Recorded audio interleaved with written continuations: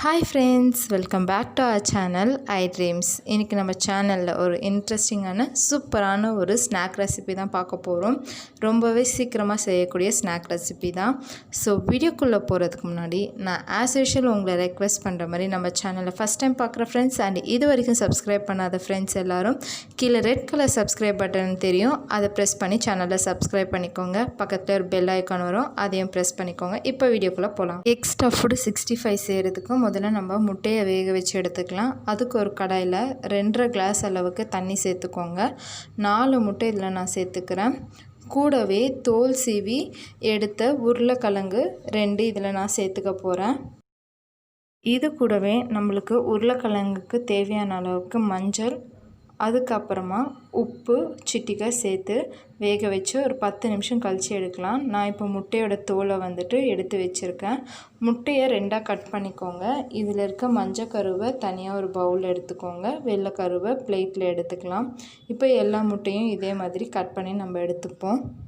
Stuffed 65 செய்கிறதுக்கு நம்மளுக்கு அதிகமான பொருள்லாம் தேவைப்படாது. வீட்டில் இருக்கிற பொருளை வச்சே செஞ்சிடலாம். அண்ட் மசாலாவும் ரொம்ப தேவைப்படாது, ரொம்ப கம்மியான மசாலா தான் தேவைப்படும்.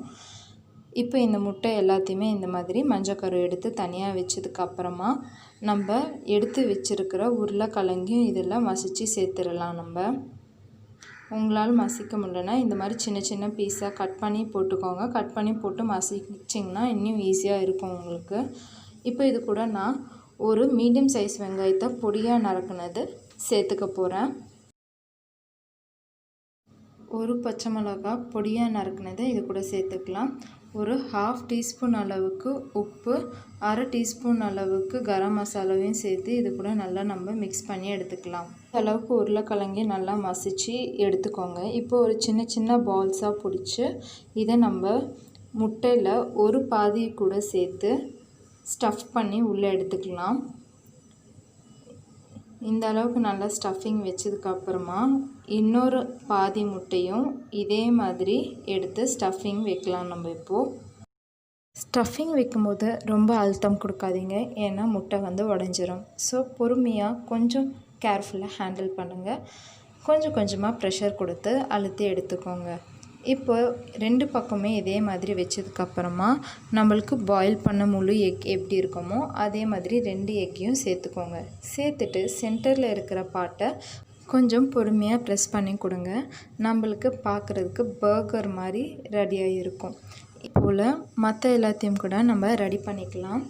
ஸோ மற்ற எல்லாத்தையுமே கூட இதே மாதிரி முதல்ல ஒரு பாதி எடுத்து அதில் ஸ்டஃபிங் வச்சுக்கோங்க. கொஞ்சம் பொறுமையாக தான் ஹேண்டில் பண்ணணும்.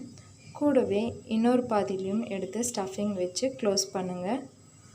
நான் எல்லாத்தையுமே உங்களுக்கு செஞ்சுட்டு காட்டுறேன் மொத்தமாக.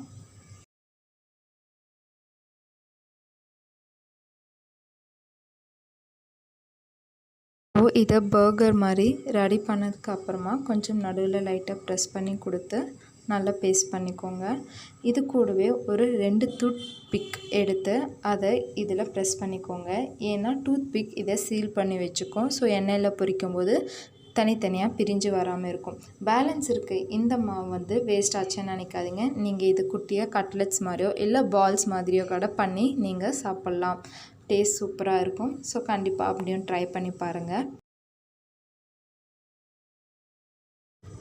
நம்மளுடைய எக் ஸ்டஃப்ஸ் ரெடி ஆகிடுச்சு.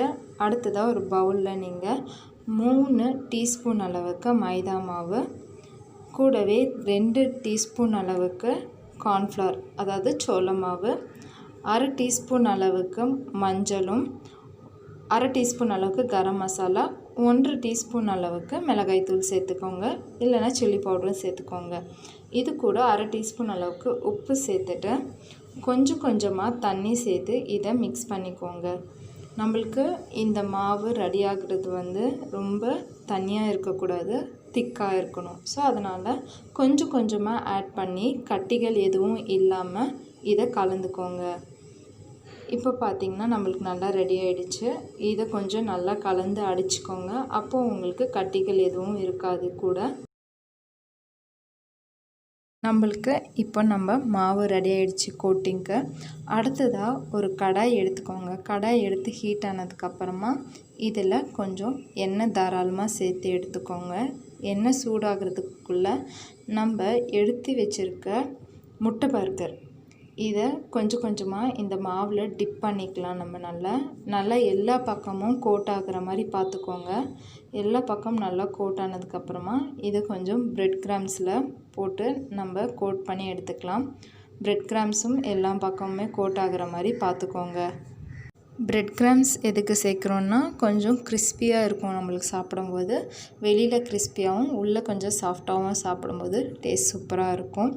இப்போது இதை நம்ம எண்ணெயில் போட்டு பொரித்து எடுத்துடலாம். எண்ணெய் நல்லாவே சூடாயிடுச்சு.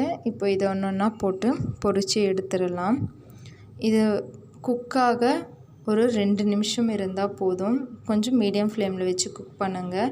ஆல்ரெடி உள்ளே இருக்கிற ஸ்டஃபிங்ஸும் முட்டையும் வெந்திருக்கிறதுனால 2 நிமிஷம் ரொம்பவே தாராளமானது. 2 நிமிஷம் வெந்ததுமே வெளியில் கோட்டிங் கிறிஸ்பியாக வந்ததுமே நீங்கள் நல்லா கோல்டன் ப்ரௌன் கலரில் வந்ததுமே இதிலேருந்து எடுத்துடலாம். இப்போ பார்த்திங்கன்னா தெரியும், நம்மளுக்கு நல்லா வெந்து வந்திருக்கு. நல்ல ஒரு பொன்னிறமாக கோல்டன் ப்ரௌன் கலரில் கிடச்சிருக்கு. ஸோ இதை இப்போ எடுத்து நம்ம பிளேட்டுக்கு மாற்றிடலாம். உங்களுக்கு வேணும்னா மேலே கார்னிஷிங்க்கு கொஞ்சமாக கொத்தமல்லி தூவிக்கலாம் அண்ட் லெமன் பிழிஞ்சு விட்டுக்கலாம். டேஸ்ட் அட்டகாசமாக இருக்கும். ஸோ மறக்காமல் ட்ரை பண்ணி பார்த்து உங்கள் கமெண்ட் செக்ஷனில் மறக்காமல் சொல்லுங்கள். இப்போ உங்களுக்கு பிடிச்சிருந்தா மறக்காமல் லைக் பண்ணிக்கோங்க அண்ட் ஃபேமிலி அண்ட் ஃப்ரெண்ட்ஸ் கூட பேஜை பற்றி ஷேர் பண்ணுங்கள். மறக்காமல் நம்ம சேனலில் சப்ஸ்கிரைப் பண்ணி பக்கத்தில் இருக்க பெல் ஐக்கான் ப்ரெஸ் பண்ணிக்கோங்க. இது வரைக்கும் நம்ம சேனலில் சப்ஸ்கிரைப் பண்ண எல்லா சப்ஸ்கிரைப்ஸுமே my heartly thanks. Bye bye.